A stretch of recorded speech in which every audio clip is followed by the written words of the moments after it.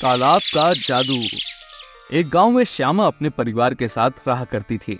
श्यामा बहुत ही लालची और चालाक किस्म की औरत थी, जिस वजह से वो कम पैसों में भी अपना घर खर्च आराम से चला लेती थी।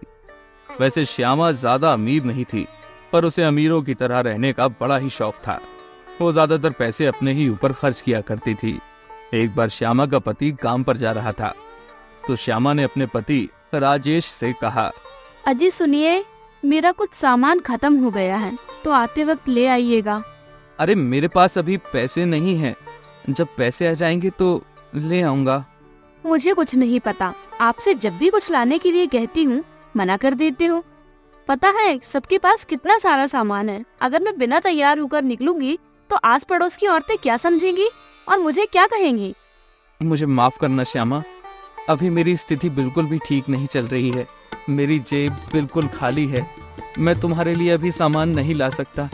कृपया करके अभी जो कुछ है उसी में गुजारा कर लो, मैं जल्द से जल्द कुछ न कुछ करता हूँ। श्यामा श्यामा श्यामा, शांत हो जाओ। तुम हमेशा दूसरों की क्यों सोचती रहती हो? तुम्हें अपने घर को देखकर चलना चाहिए। अपने पति की हालत को समझो थोड़ा। तुम मेरी बात ध्यान से सुनो। मैं बहुत जोड़ तोड़कर मेहनत कर रहा हूँ। मैं पूरी कोशिश में लगा हुआ हूँ कि तुमको बेहतर से बेहतर जीवन दूँ, लेकिन मैं मजबूर हूँ श्यामा, मेरी बात को समझो। मेरी सारी कोशिशें अभी निरर्थक जा रही हैं, लेकिन एक दिन मेरा भी समय आएगा। अभी नहीं है तो क्या हुआ, हमारी भी एक दिन किस्मत चमकेगी, हमारे पास भी पैसा होगा। तब तुम आराम से रहना, मैं तुम्हें रानी बनाकर रखूंगा। मेरी रानी, मेरी बात समझो ना। हाँ, मेरी तो किस्मत ही फूट गई है जो मेरे पिता ने ऐसे गरीब के घर में शादी कर दी। और ये कहकर श्यामा मुंह बनाकर कमरे में चली जाती है। वहीं राजेश काम पर चला जाता है। श्यामा अक्सर कर राजेश से लड़ाई ही करती रहती थी, क्योंकि राजेश ज्यादा पैसे नहीं कमा पाता था, क्योंकि वो इन लड़ाई झगड़ों से काफी ज्यादा थक चुका था।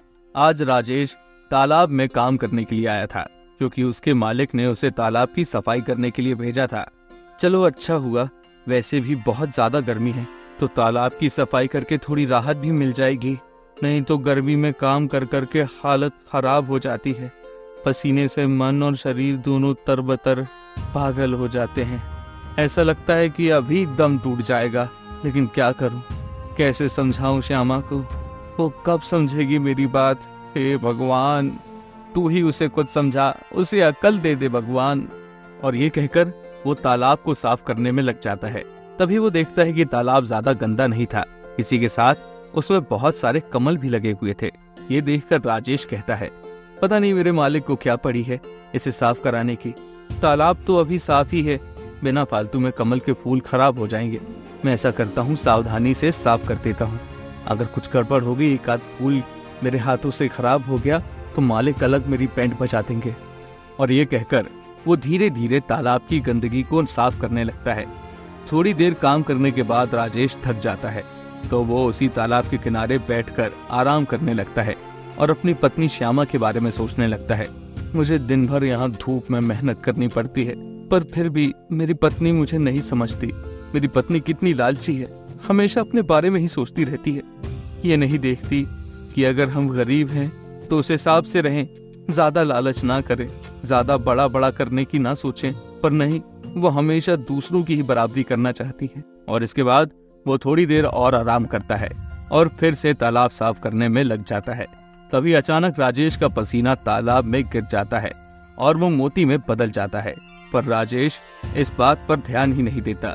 जब पूरा तालाब साफ हो जाता है तो वो देखता है कि तालाब में मोती पड़े हुए थे। मोतियों को देखकर राजेश काफी हैरान होता है। अरे, इस तालाब में ये मोती कहाँ से आ गए? ये तो काफी हैरानी वाली बात है। चलो, मैं ये मोती उठाकर अपने मालिक को दे देता हूँ। ये उन्हीं का तालाब है, ये उन्हीं के मोती भी हुए, फिर मैं उन्हीं को दे देता हूँ। पर तभी अचानक उसका फिर से पसीना पानी में टपकता है और वो देखता है कि पसीना मोती में बदल गया है। ये देखकर राजेश बड़ा ही हैरान होता है। अरे, ये कैसे हो रहा है? मेरा पसीना तालाब में टपकने के बाद मोती में कैसे बदल रहा है? मुझे इसके बारे में मालिक से बात करनी चाहिए। और ये कहकर वो तालाब से निकलने लगता है। तभी एक आवाज आती है, रुको राजेश। आवाज को सुनकर राजेश इधर उधर देखने लगता है, पर उसे कोई भी नहीं दिखाई देता। तभी फिर से आवाज आती है, अरे मैं बोल रहा हूँ, जादुई कमल। ये देखकर राजेश बड़ा ही हैरान होता है क्योंकि कमल हिल रहा था। इसके बाद कमल उससे कहता है, सुनो राजेश, तुम इन मोतियों को रख लो, तुम इन्हें ले जा सकती हो। ये तुम्हारी ही मेहनत है जो असल में रंग लाई है। तुमने हमारे ऊपर उपकार जो किया है।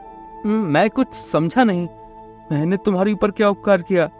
तुमने साफ सफाई करते समय हमें नुकसान नहीं पहुंचाया, इसी वजह से। वैसे ये जादुई तालाब है, इसके बारे में किसी को बताना नहीं। जो भी मेहनत से यहाँ काम करता है उसे ये तालाब मेहनत का उपहार देता है। ये सुनकर राजेश बहुत ही खुश होता है और वो उन मोतियों को लेकर घर आ जाता है। पर उसके मन में ये बात टिक ही नहीं रही थी क्योंकि उसकी पत्नी आए दिन उसे ताना मारती रहती थी। जब उसने अपनी पत्नी को मोती दिखाए तो वो बहुत खुश हो गई और फिर वो राजेश से बोली, अजी इतने सारे मोती ये आपके पास कहाँ से आ गए? ये मुझे जादुई तालाब ने दिए हैं। वो कह रहे थे कि ये मेरा उपहार है। मैंने उन पे उपकार जो किया है उनकी साफ सफाई करके। क्या जादुई तालाब? पर ऐसा कौन सा तालाब है? अरे आज जब मैं अपने मालिक का तालाब साफ करने गया था ना, तो वहाँ पर मुझे जादुई कमल मिले। मैंने उनका बहुत अच्छे से ख्याल रखा और उस तालाब की अच्छे से साफ सफाई की। इस कारण उन लोगों ने प्रसन्न होकर मुझे ये सब दिया है। ये सुनकर श्यामा के मन में और ज्यादा लालच आ जाता है। वहीं राजेश उन मोतियों को बेचकर उनसे बहुत सारे पैसे ले आता है, जिससे वो अपने घर को सही करवाता है। इसी के साथ श्यामा को उसकी सभी जरूरत की चीजें भी दिलवाता है। पर श्यामा का मन अभी भी नहीं भरा था और वो सोचती है क्यों ना वो उस जादुई तालाब के जादू का इस्तेमाल करे। और ये सोचकर वो उसी तालाब पर चली जाती है। वो देखती है कि तालाब में काफी सारे कमल थे। इस पर वो कहती है, मैं इन सारे कमल को तोड़कर फेंक दूंगी, फिर इस तालाब में खूब पसीना बहाऊंगी, जिससे मेरा पसीना मोती बन जाएगा। और यही सोचकर वो तालाब में उतर जाती है और कमल को तोड़ने लगती है। तभी अचानक वहाँ पर तालाब का मालिक आ जाता है और वो ये सब देख लेता है। और वो फिर श्यामा से कहता है, ये तुम क्या कर रही हो? तुम्हारी हिम्मत कैसे हुई मेरे तालाब में उतरने की?